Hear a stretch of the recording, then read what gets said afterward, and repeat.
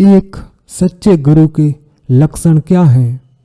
स्वयं में स्थिर रहना, सभी को समान दृष्टि से देखना, हर समय सभी स्थानों और परिस्थितियों में अटल साहस आदि। एक निष्ठावान शिष्य के लक्षण क्या हैं? दुख को दूर करने और आनंद की प्राप्ति के लिए तीव्र लालसा और सभी प्रकार के सांसारिक सुखों के प्रति तीव्र घृणा। उपदेश की विशेषता क्या है?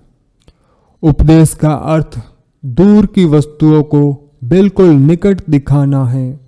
शिष्य के मन में यह बात घर कर जाती है कि वह ब्रह्म को स्वयं से दूर और भिन्न मानता है, पर वह निकट है और स्वयं से भिन्न नहीं है। यदि यह सच है कि गुरु स्वयं ही है, तो सिद्धांत में अंतर्निहित सिद्धांत क्या है जो कहता है कि शिष्य कितना भी विद्वान हो, उसके पास कितनी भी गुप्त शक्तियां क्यों न हो, वह आत्म साक्षात्कार प्राप्त नहीं कर सकता है बिना गुरु की कृपा से। यद्यपि पूर्ण सत्य में गुरु की स्थिति स्वयं की स्थिति है, परंतु स्वयं के लिए जो अज्ञानता के कारण व्यक्तिगत आत्मा बन गया है, गुरु की कृपा के बिना अपनी वास्तविक स्थिति या प्रकृति का एहसास करना बहुत कठिन है। सभी मानसिक अवधारणाएं वास्तविक गुरु की उपस्थिति मात्र से नियंत्रित होती हैं। यदि वह उस व्यक्ति से कहे जो अहंकार पूर्वक दावा करता है कि उसने विद्या के सागर का दूसरा किनारा देख लिया है, या जो अहंकार पूर्वक दावा करता है कि वह ऐसे कार्य कर सकता है जो लगभग असंभव है, हाँ, तुमने वह सीख लिया है जो सीखना है, परंतु क्या तुमने अपने आप को जानना सीखा है? और तुम जो लगभग असंभव कार्यों को करने में सक्षम हो, क्या तुमने स्वयं को देखा है? वो अपना सिर झुका लेगा शर्म से और चुप रहेगा। इस प्रकार यह स्पष्ट है कि केवल गुरु की कृपा से और किसी अन्य सिद्धि से स्वयं को जानना संभव नहीं है। गुरु कृपा के लक्षण क्या हैं? यह शब्दों या विचारों से परे हैं। यदि ऐसा है तो यह कैसे कहा जाता है कि शिष्य को गुरु की कृपा से अपनी वास्तविक स्थिति का एहसास होता है? यह उस हाथी के समान है जो सपने में शेर को देखकर जाग जाता है। जिस प्रकार शेर को देखकर हाथी जाग जाता है, उसी प्रकार यह भी निश्चित है कि शिष्य गुरु की कृपा दृष्टि से अज्ञान की नींद से जागकर सच्चे ज्ञान की ओर जाग जाता है। इस कथन का क्या महत्व है कि वास्तविक गुरु का स्वरूप परमेश्वर का है।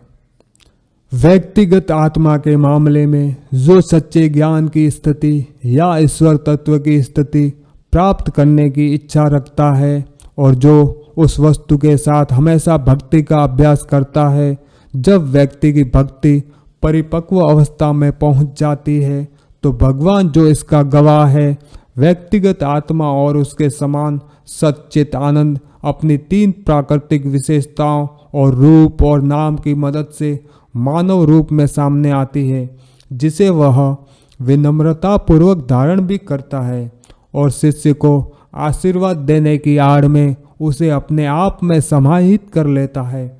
इस सिद्धांत के अनुसार गुरु को वास्तव में भगवान कहा जा सकता है।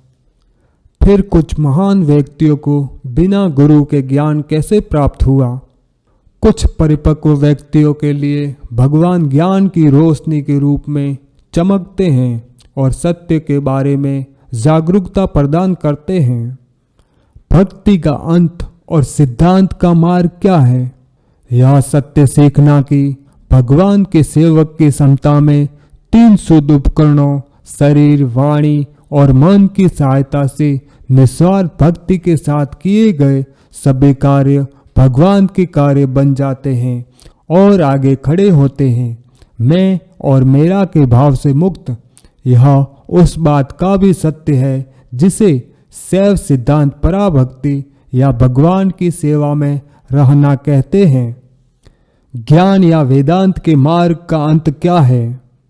यह सत्य जानना कि मैं भगवान ईश्वर से अलग नहीं और कर्ता होने की भावना, कर्तव्य अहंकार से मुक्त होना है। यह कैसे कहा जा सकता है कि इन दोनों मार्गों का अंत एक ही है?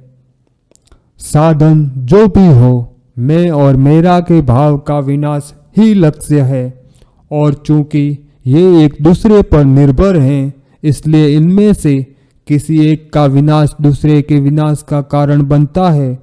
इसलिए मौन की उस स्थिति को प्राप्त करने के लिए जो विचार और शब्द से परे, या तो ज्ञान का मार्ग जो मैं की भावना को हटा देता है, या भक्ति का मार्ग जो मेरा की भावना को हटा देता है, पर्याप्त होगा। अतः इसमें कोई संदेह नहीं कि भक्ति और ज्ञान के मार्ग का अंत एक ही है। अहंकार का लक्षण क्या है?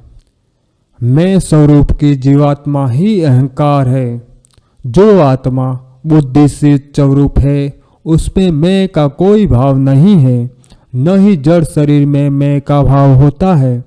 बुद्धिमान और असंवेदनशील के बीच एक भ्रामक अहंकार की रहस्यमय उपस्थिति, जो इन सभी परेशानियों का मूल कारण है। किसी भी माध्यम से इसके नष्ट होने पर जो वास्तव में मैं मौजूद है, वह वैसा ही दिखाई देगा। इसी को मुक्ति कहते हैं।